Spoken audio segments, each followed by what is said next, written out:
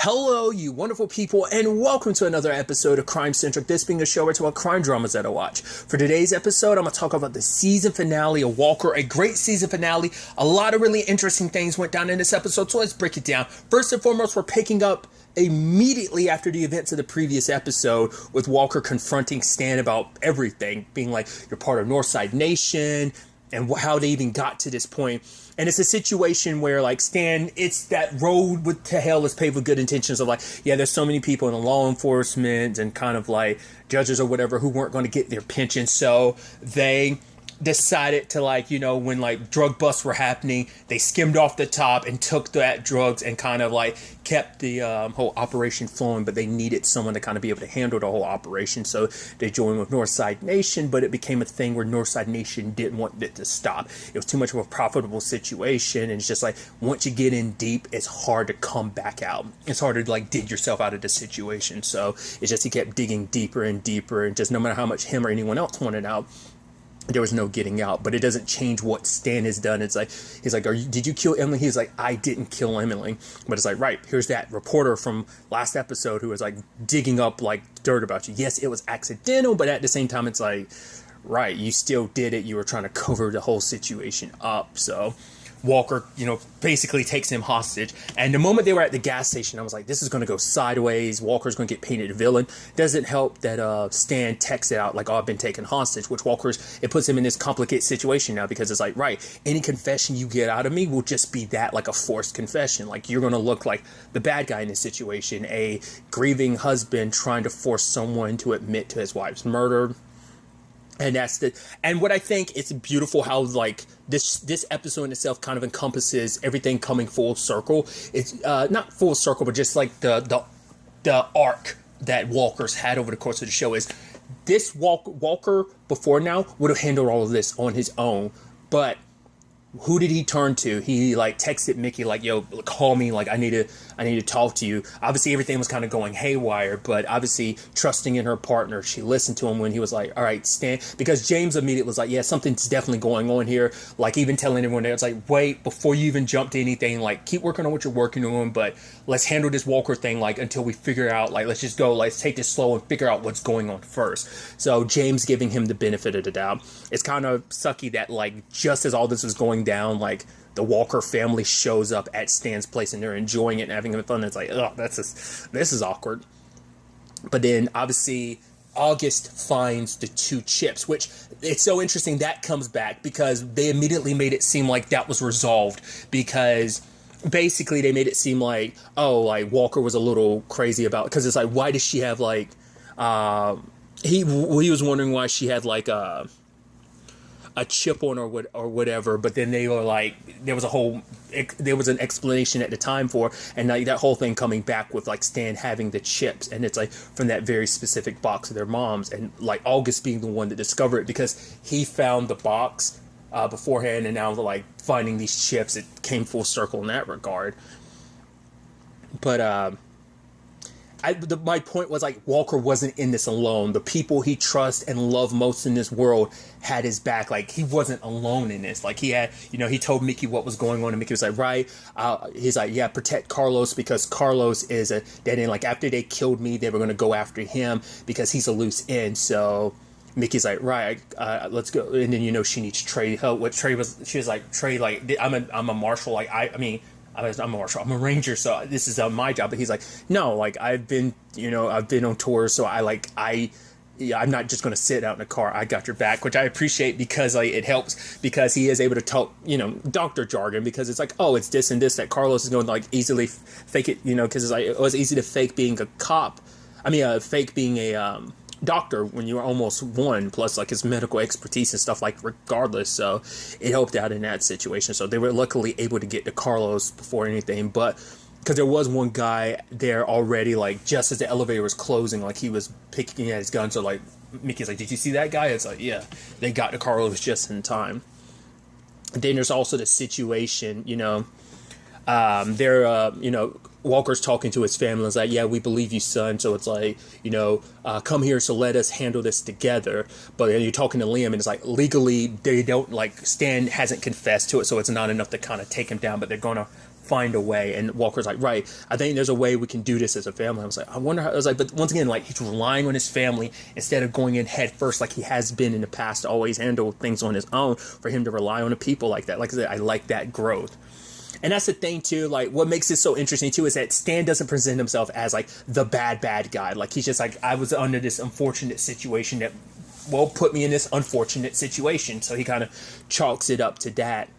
But as they were driving, like, some cops stopped him, like, oh boy, this is about to go sideways. But then Walker's like, because they're like, why don't you call it in, Ranger? He's like, yeah, but what about you guys? You didn't call it in either, and you're pretty far away from where you're supposed to be. I'm like, dirty cops here to kill you. And like, Stan's like, oh, they're trying to kill me, like, because I know so much about, Northside Nation's operations, but also like what the other dirty cops are involved in. It's like, obviously we've kind of peeked behind that veil of just kind of like the hierarchy of dirty people, but I mean, who knows who else is involved in all this. And that's why Walker kind of went alone. Well, it's because he didn't know who to trust, but it's like, right, he knew to trust the people closest to him. He knew who he can rely on in his circumstances, and I thought that made it that much more powerful. But I love the confrontation between the Walkers and Stan. It's like, right, he's like, you are going to, like, here in front of the people you've lied to, you considered somewhat family and friends, like, you're the reason why everything kind of fell apart. You're the reason why Emily died. Like, you're the reason behind everything. So it's like, you're going to stand here and you're going to explain yourself. Because it's like, because even Walker's mom being like, explain to me why I shouldn't just kill you right now. It's like, times you going over to us, like, smiled. And even Stella being like, the nicknames you call me and August, like, you were calling us that, acting all friendly and stuff, knowing what you've done, but that's also why Stan kind of like went above and beyond for this family, because in some shape or form, it was like trying to make up for what he did. He's like, on some level, maybe that's even why I kept the chips. He's like, I don't even know why I grabbed them, but I did. And he's like, maybe because on some level, I wanted to be caught. Like, it's just the thing of like, I wasn't caught, so I kept going and going and going, and just on some level, like, the guilt of like, how do I even like make up for what I've done? But it's like, on some level, he wanted to try to. So anytime the Walker family needed some help, while he was also being self-destructive to the Walker family, because he's the reason why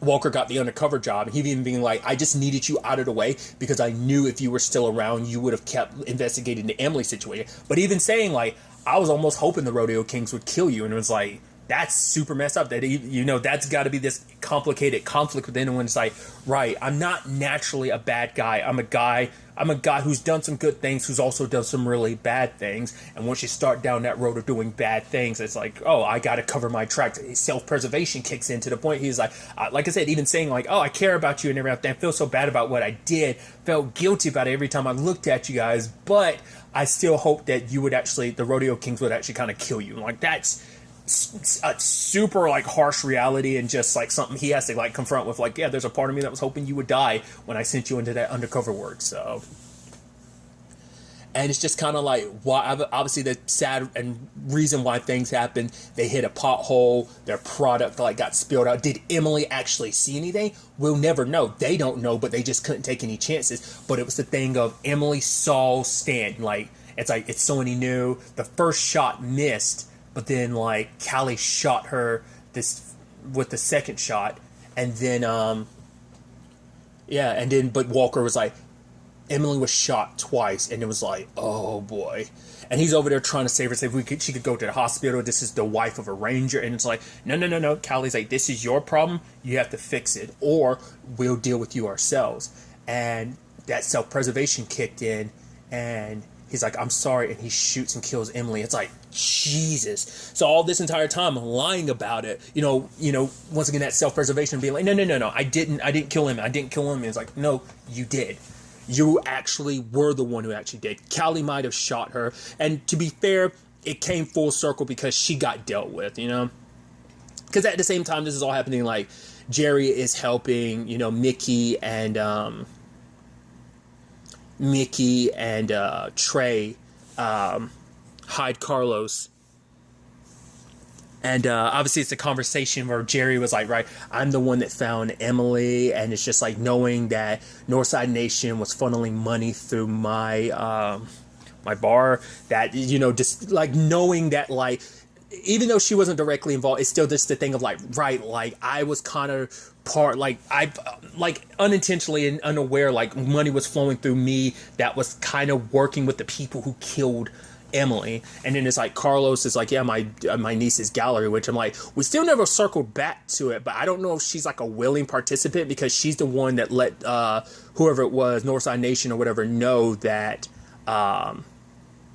Liam and James were like investigating that, so that's why their car got blown up. But I'm like, we've still never circled back to the fact is that it seems like she knew who they were ahead of time, so it's like maybe she's kind of in a similar situation to maybe she's not the innocent person that Carlos kind of believed her to be. Like maybe she's just as deep in this as Stan was as well. But there is that part where Stan, and it comes down to like, right, will Walker actually pull the trigger on him or something like that? I figured he wouldn't, but I'm actually surprised he didn't struggle with that more. And I think that shows growth, that it's like, right, he wanted to get that confession because justice the right way, because he's like, no, you're not going to get the easy way out of this. And that's also the thing for Stan. He's like, no, I've done some horrible things. And he was saying that, he's not surprised that, like, he's surprised that he's like, probably would have been easier for Walker just to put a bullet in his head, like, put him down. But it's like, he's like, the fact of the matter is, like, because if you didn't stop me,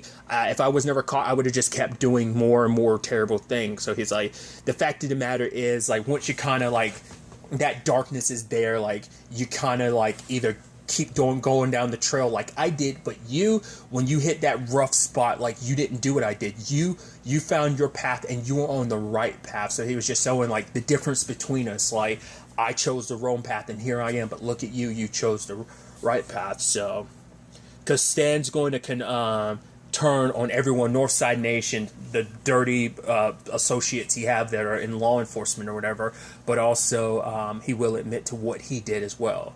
So but beyond that, there is a sniper. And I thought was interesting, because if you notice, he went to different people. He was like Walker and then Stan and then like Carlos, not sure, I guess, which one was the primary target. Like maybe all of them, but like maybe because he aims for Walker, ends up hitting Stan, which I thought like, I thought it was like you were trying to get a twofer or something. But I was like, if you were going to go for Stan, like Stan would have been the immediate thing to go for. But Walker ended up being, it turns out like he was like the primary target, it seems like. So I wonder were they all like, it's like maybe Walker was top priority, everyone else is kind of like, if you get him, you get him. If not, just aim for Walker specifically. Or maybe it's meant to be, look like you're aiming for Stan, but truth be told is Walker was the real target. I don't know. Maybe, like, I don't know. It was an interesting development. And then also Stan whispers something in Walker's ear. We never find out what the hell that was. So now comes, later on, it's like, there's a whole conversation about like James being so proud of Walker doing what he did, handle things the way he did. And he's like, yeah, he's like, I dug down and, I did the work. And it's like, he's like, no, I'm the genius that put you two together. And it's like, yeah, we kind of owe you a little bit. He's like, no, a lot of it. He's like, yeah, a lot of bit of the credit for what you did. Cause it's like, Mickey's been a really good influence on Walker, and he's become and he's like, yep, not going anywhere near any undercover work. I wasn't even going to offer my services for it. He's like, he plans on sticking around. I'm like, and I think you see that smile on James' face, being proud of like Walker, not like considering everything. It's like, no, he knows this is where he needs to be for his family. But he offers it to Mickey. And what was interesting is like the whole thing of like, right, Walker was the target, and this might have some relation with his past, because he talks about it a little bit more about later on when he's talking to August and Stella, because there's the whole conversation between them of like, obviously dealing with the aftermath of all of this.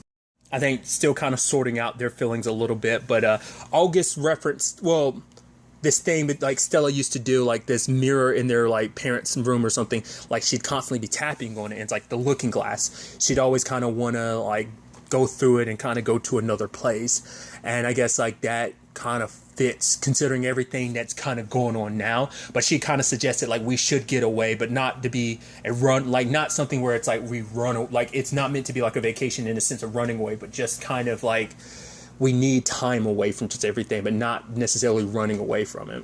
Because there was a conversation about like, why did Walker decide to come back to like, why did he choose like this place to be his own? Why did he come back home to build a home? And it's like, yeah, his time in the Marines, which I'm like, he kind of skates over that, but I'm like, maybe that has something to do with the current circumstances. But and to me, I thought that's kind of like interesting and I think that was kind of written very specifically because it kind of represents like Jared Padalecki's circumstances as well. Like he kind of like, this show's kind of a representation of like why, like he came back to like Texas because he was homesick. And at least that was my understanding of it. So like, it's interesting, like, oh, Walker came back to build, he wanted to build a family with Emily and everything, which I'm like, obviously Emily's played by his real life wife. So I'm like, that's why I'm like, it's so encompassing of like, it's very like, it's written very like that on purpose because I think it's true for the character, but it's also true for the actor behind the scene. Cause it's like, obviously the recent situation with like Madeline, from, who played Macy in Charmed, left Charmed because I didn't notice until like someone had hit me up and let me know. It was like, right, she left the show because she was homesick. Because it's like, yeah, you have to like, I don't know if this is just the CW, maybe it's all TV shows in general, but it's like, right, like you're working like 9 months out of the year. Like, of course you're going to be like homesick, especially like for like the CW stuff, because that's all like filmed in Vancouver. So, obviously with the exception of this, because I'm pretty sure this is actually filmed in Texas. Because especially because like getting back to the point was like, Jared had been away from like home for so long because he'd been working on Supernatural for like 15 years. So regardless, it's just like I say, it's just interesting like how that kind of all connects like that.